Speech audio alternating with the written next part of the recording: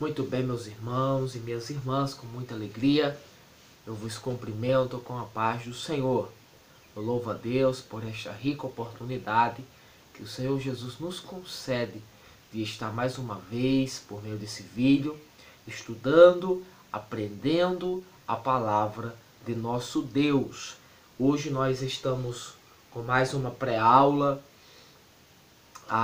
das escolas bíblicas dominical dos adultos. Nós iremos estudar uma lição de suma importância que vai tratar a respeito de nosso Senhor e Salvador Jesus Cristo.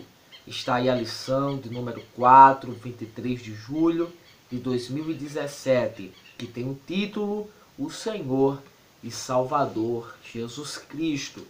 Então nós iremos falar do maior homem que já pisou na face da terra.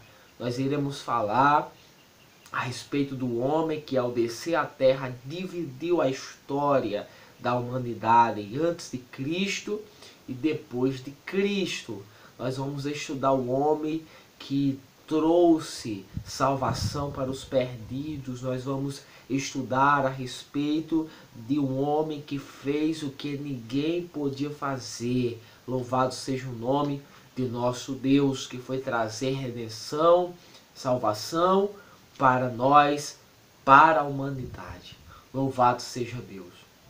Na verdade, para falar de Jesus requer muito tempo, requer muitos livros, né? Tentar falar de Jesus em 3 tópicos, em 4, 5 tópicos é pouquíssimo, porque a história de Cristo ela é riquíssima em aspectos, em detalhes. Então, nós com muita reverência, com muito temor, com muito tremor, nós iremos estudar a respeito do nosso Mestre. Louvado seja o nome do Senhor. Desde já eu já quero começar aqui trazer algumas exposições já acerca do título, que o título diz assim: o Senhor e Salvador Jesus Cristo. Então nós iremos estudar a respeito de Jesus, e aqui no título já contém um grande e rico ensinamento para nós, que é Senhor e Salvador Jesus Cristo. Então, quando nós aceitamos a Jesus, quando nós passamos a ser seguidores dele, cristãos autênticos, nós devemos entender que quando nós aceitamos ele, nós o aceitamos como Salvador e como Senhor. Tem muitos cristãos, muitas pessoas que se dizem crente, que se dizem cristão, que aceita ele só como Salvador e não como Senhor. Mas nós temos que entender que essas duas palavras, duas características de nosso Mestre, que estão ligadas e que não pode faltar nenhuma das duas na vida do cristão. O cristão tem que entender que a aceitar a Jesus é aceitar ele como Salvador e também como Senhor. Ele é o nosso Salvador, o nosso resgatador, o nosso libertador, mas também é o nosso Senhor, é o nosso dono. Louvado seja o nome do Senhor Jesus, certo? Aqui o texto áureo vai dizer o seguinte: disse-lhe Jesus: eu sou o caminho e a verdade e a vida. Ninguém vai ao Pai senão por mim. João 14,6. A verdade prática. Cremos no Senhor Jesus Cristo, o Filho unigênito de Deus, plenamente homem e o único Salvador do mundo.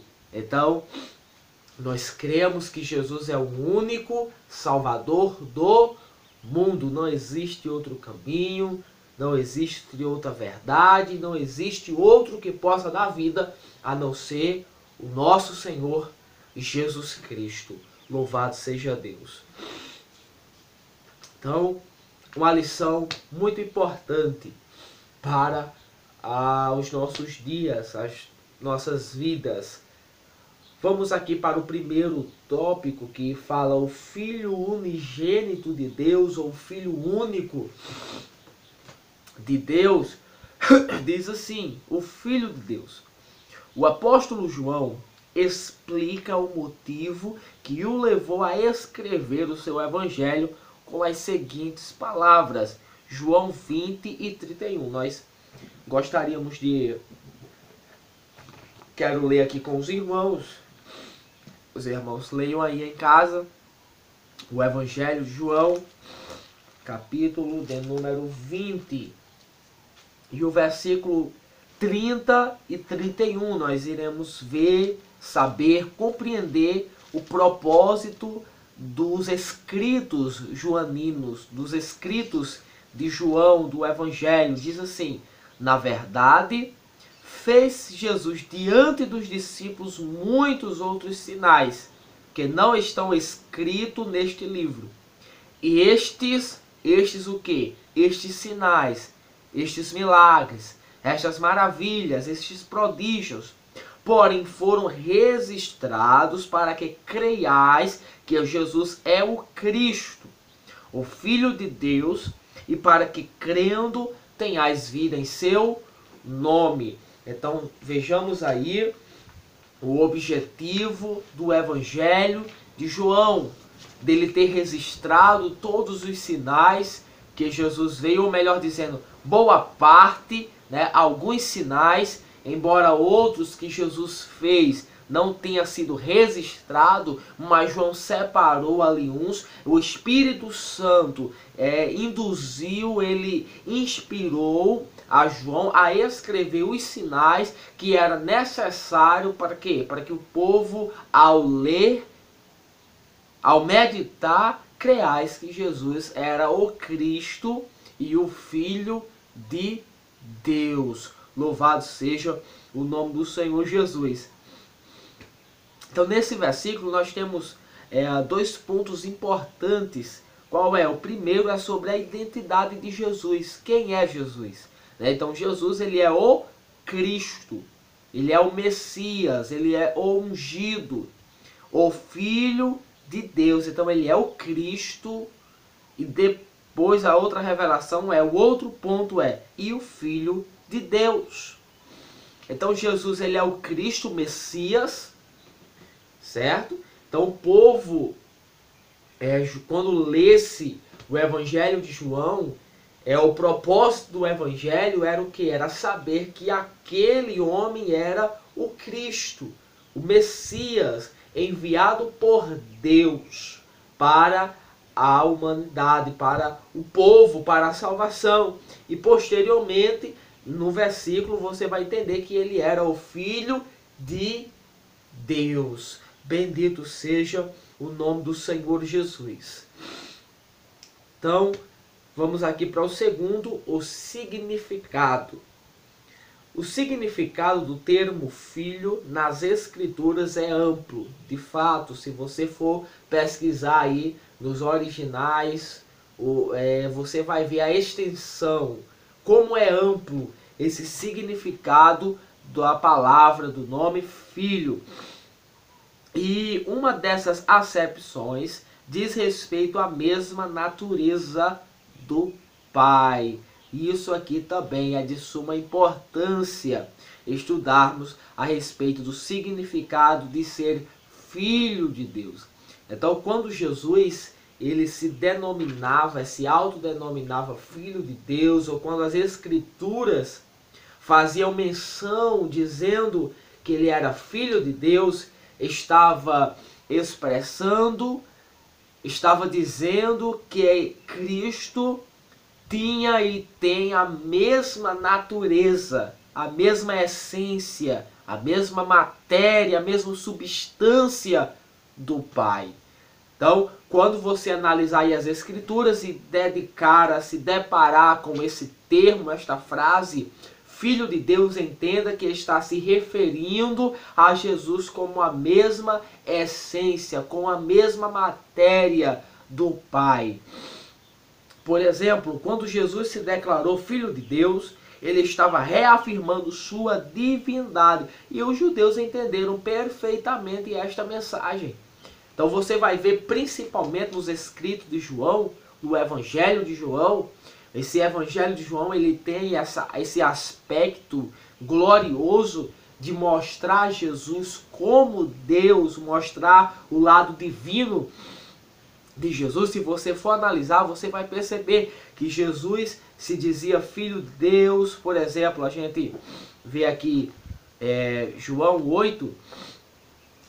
Se for analisar João capítulo 8, versículo 58, você vai se deparar com o próprio Cristo dizendo: respondeu-lhe Jesus, em verdade eu vos digo, antes que Abraão existisse, eu sou.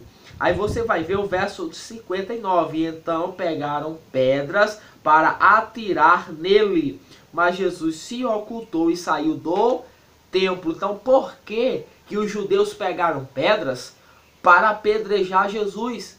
Porque eles tinham em mente e eles compreendiam a mensagem de que Jesus estava se dizendo ter a mesma essência de Deus. E de fato Jesus tinha, de fato Jesus tem a mesma essência do Pai. Bendito seja o nome do Senhor Jesus. Você vai ver o capítulo 10 e o versículo 30, algo muito claro também, dizendo assim: o próprio Cristo diz: eu e o Pai somos um. Mostrando a unidade. Eu e o Pai somos um. Você, por exemplo, se você abrir a sua Bíblia, aí no mesmo livro de João, capítulo 20, e o verso 28, você vai se deparar com Tomé chegando diante de Jesus e dizendo: Senhor meu e Deus meu. Então Tomé, ao chegar próximo de Jesus, dizendo: Senhor meu e Deus meu. Então Jesus aqui, ele não repreendeu Tomé de forma alguma. Por quê? Porque de fato Jesus é Deus. De fato Jesus tem a mesma essência, a mesma matéria, a mesma substância de Deus. Ele é Deus. Louvado seja o nome de Jesus. Terceiro, significado de unigênito. A etimologia do termo unigênito, monogênes, em grego, indica a divindade do Filho. Então vejam só. Na Bíblia Sagrada, vocês vão se deparar com vários textos, com várias passagens que afirmam a divindade de Jesus. Se você pegar, por exemplo, como nós vimos agora, o termo filho de Deus, você vai entender que ele estava se dizendo ter a mesma matéria de Deus. Você pega agora o título unigênito, o significado no grego vai dizer que também ele tem a mesma substância de Deus. Vejam só o significado. Monos, único. Genes, raça, tipo, ou única raça, único tipo. Então, quando se refere a Jesus, o termo unigênito está afirmando novamente a sua divindade. Então, as Escrituras deixam muito claro acerca da divindade de Jesus. É um absurdo uma pessoa não acreditar que Jesus era divino. É um absurdo uma pessoa acreditar que Jesus foi um profeta, um bom mestre, e não acreditar que ele era o próprio Deus. É um absurdo. Então, Jesus era Deus. Jesus é Deus. Não temos como negar a divindade de Jesus. Jesus é Deus. Se eu creio ou não creio, Jesus é Deus. E nada pode mudar isso. Ele é Deus. Bendito seja o nome de Jesus. Vamos aqui para o segundo. A divindade, ou seja, a deidade do Filho de Deus. O verbo de Deus. O verbo é a palavra do grego logos. O termo Deus aparece 2 vezes nessa passagem. Uma delas em referência ao Pai. por gentileza, se você, aqui mesmo, né, na leitura, para a gente ter uma compreensão, diz assim no verso 1: no princípio era o Verbo, e o Verbo estava com Deus, e o Verbo era Deus. Então, como diz aqui o comentarista, o termo Deus aparece 2 vezes nesse primeiro versículo. Então veja só, no princípio, no início, era o verbo. O verbo aqui no grego, logos, palavra. Mas não é o mesmo logos que os filósofos posteriormente utilizavam. Esse logos aqui está se referindo à palavra viva, ao verbo, ao Cristo vivo, eterno. Bendito seja o nome do Senhor Jesus. Então é muito claro. No princípio era o verbo, e o verbo estava com Deus. Veja só, o verbo estava com Deus, mostrando que a distinção de pessoas, Deus Pai, Deus Filho, Deus Espírito Santo. E dizendo aqui, e o verbo era Deus. Então veja só, a palavra Deus aparece 2 vezes. Uma para o Pai e uma para Jesus, para o Filho, mostrando que a divindade de Jesus, como também mostrando a unidade da Trindade, e como também a distinção de pessoas. Bendito seja o santo nome de Jesus. Então veja mais aqui outra coisa interessante, a preposição grega pros, usada para com, né, naquela questão com Deus, nessa segunda cláusula diz respeito ao plano de igualdade e intimidade face a face. Então mostrando mais outra vez o que? A igualdade. Então o Pai e o Filho estão na mesma linha de igualdade. Bendito seja o nome do Senhor Jesus Cristo. O segundo, reações à divindade de Jesus. Vale destacar que os apóstolos João e Paulo, como os demais, eram judeus e foram criados num contexto monoteístico. Portanto, não admitiam em hipótese alguma outra divindade senão só e somente o Deus Javé de Israel. Então Paulo e João, no contexto judaico, eles eram judeus, participavam de um contexto monoteístico, a crença em um único Deus, somente um único Deus, que era, na verdade, eles criam no único Deus Jeová. É interessante dizer o quê? Que a cada fala do Senhor Jesus a respeito da sua divindade, quando Cristo falava a respeito da sua divindade, eles o quê? Registravam. Porque de fato eles criam que aquele era o Messias, que aquele era Deus. É tanto que eles, mesmo sabendo que os judeus, eles manifestavam protestos contra aquelas palavras de Jesus, mas eles continuavam escrevendo para provar, para explicar para o povo que Jesus era Deus. Se você for analisar os versos que está aí abaixo, eu aconselho a vocês a lerem, você vai perceber os versículos que está falando acerca da divindade de Jesus. Bendito seja o nome do Senhor Jesus. Terceiro, relacionamento com o Pai. Quero destacar aqui algo interessante. O Pai e o Filho aparecem no mesmo nível de divindade. Aconselho também você fazer a leitura de Gálatas, 1 Timóteo, 2 Timóteo, que você vai compreender aí que o Pai e o Filho estão na mesma linha de igualdade. Então, a linha não vem assim com Deus e desce para ficar Jesus. Não, vem numa mesma linha. Está Deus, o Pai, o Espírito, da Deus, o Filho e o Espírito Santo em uma mesma linha, então, de divindade. Ele é Deus. Bendito seja o nome do Senhor Jesus. Vamos para o terceiro. A humanidade do Filho de Deus. Então nós cremos na humanidade, sim. Nós cremos na humanidade do Filho de Deus. E o Verbo se fez carne, João 1,14.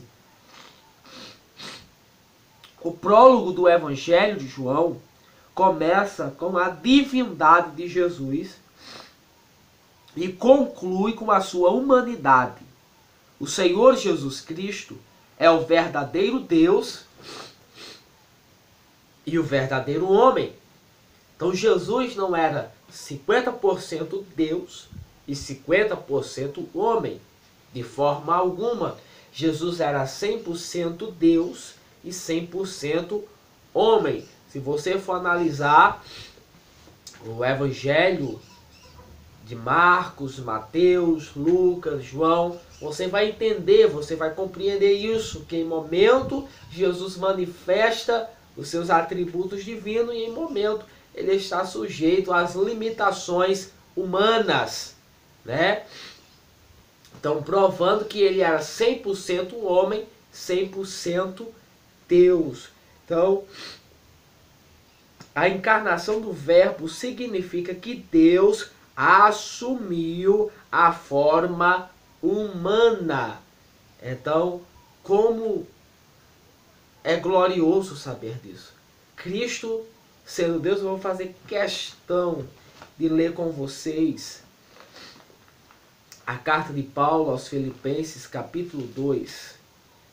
Eu quero convidar você a meditar nesse texto, depois desse vídeo. Filipenses 2,5. Tende em vós o mesmo sentimento que houve também em Cristo Jesus. Veja o que Paulo está dizendo. Eu quero que exista em vocês, meus irmãos, o mesmo sentimento. É o mesmo sentimento que houve em Cristo Jesus. Que sentimento foi esse que houve em Cristo Jesus e que Paulo quer que tenhamos? Pois ele, subsistindo em forma de Deus, não julgou como usurpação o ser igual a Deus. Antes a si mesmo se esvaziou, assumindo a forma de servo, tornando-se em semelhança de homens, e reconhecido em figura humana. A si mesmo se humilhou, tornando-se obediente até a morte e morte de cruz. Então, Jesus, ele assumiu a semelhança de homens e foi reconhecido em figura humana. Então, Jesus assumiu a forma humana, o corpo humano, as limitações, ele ficou sujeito às limitações humanas. Jesus sentia fome, sede, cansaço. Jesus dormia.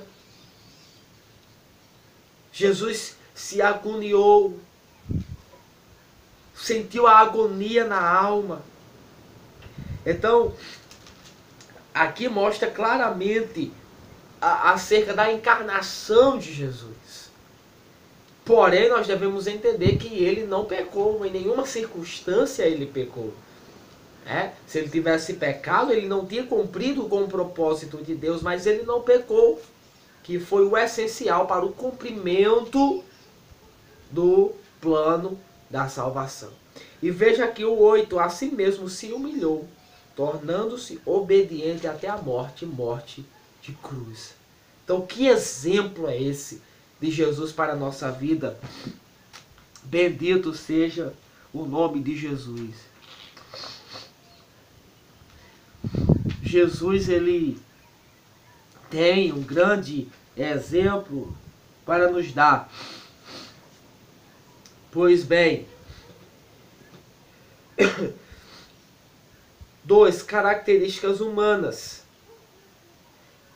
Assim como as Escrituras revelam a divindade absoluta de Jesus, da mesma forma elas ensinam que ele é plenamente homem. 1 Timóteo 2,5, você vai ver lá Jesus Cristo, o homem. Há abundantes e incontestáveis provas de sua humanidade, ou seja, de que ele nasceu, cresceu e viveu entre nós. Seu nascimento é contado com detalhe nos primeiros capítulos de Mateus e de Lucas. Ele cresceu em estatura física e intelectual e sentiu fome, sede, sono e cansaço. Então vejam claramente as provas da humanidade de Jesus. Louvado seja o nome de Jesus. Que exemplo é esse de nosso Mestre? Vamos seguir as pisaduras de Jesus? Vamos seguir as pisaduras de nosso Mestre, de nosso Senhor e de nosso Salvador Jesus Cristo. Glória a Deus. Terceiro, a necessidade da encarnação do Verbo. Jesus foi revestido do corpo humano porque o pecado entrou na humanidade por meio do casal, Adão e Eva, seres humanos, e pela justiça de Deus. O pecado tinha de ser vencido também por um ser humano. Então, veja a necessidade da encarnação do Verbo. Qual era a necessidade? Então, Adão e Eva pecaram no corpo, composto por corpo, alma e espírito. E Jesus tomou a forma, corpo, alma e espírito. Para quê? Para nos resgatar. Veja aqui, mais à frente você vai entender assim, ó, e pela justiça de Deus, o pecado tinha de ser vencido também por um ser humano. Então, se segundo Romanos 3,23, todos pecaram, estão afastados da glória de Deus. Então, qual era o ser humano que tinha esse poder? Nenhum.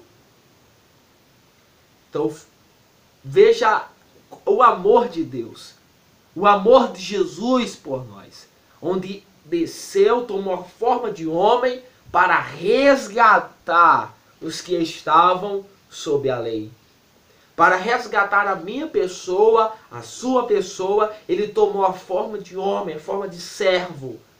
Você imagina agora os anjos, querubins, serafins, arcanjos, olhando para Jesus aqui na terra, tomando forma de homem, sendo humilhado, cuspido, Deus aqui na terra. Dessa forma, nessa situação, os anjos certamente ficaram perplexos, mas Jesus estava cumprindo a ordem de Deus e estava fazendo por amor. Ele nos amou tanto que entregou a vida por nós. Louvado seja o nome do Senhor. Então Jesus, somente é Ele que tem poder para salvar. Você vai ler Isaías 43:11. Você vai ver que somente Deus tem poder para salvar. E foi o que aconteceu. Deus tomando forma de homem, sofrendo, pagando por nós a pena para nos libertar e para nos salvar. Glória ao nome de Jesus. Minha alma regozija. Minha alma quer explodir de tanta alegria ao saber disso. Aleluia. Glória a Deus. Então Jesus, ele desceu e cumpriu a lei para nos salvar. Louvado seja Deus. Deus abençoe a sua vida, querido. Em nome de Jesus. Se inscreva no nosso canal. Ajude-nos a compartilhar este vídeo. Ajude-nos a divulgar este vídeo. Em nome de Jesus. Vou preparar um vídeo para postar neste canal. Um vídeo de suma importância. Viu? Eu quero a ajuda de vocês para compartilhar ele em todas as redes sociais, em todos os lugares, porque esse vídeo tem uma urgência tremenda. Então fique com a paz do Senhor, querido. Em nome de Jesus. Amém.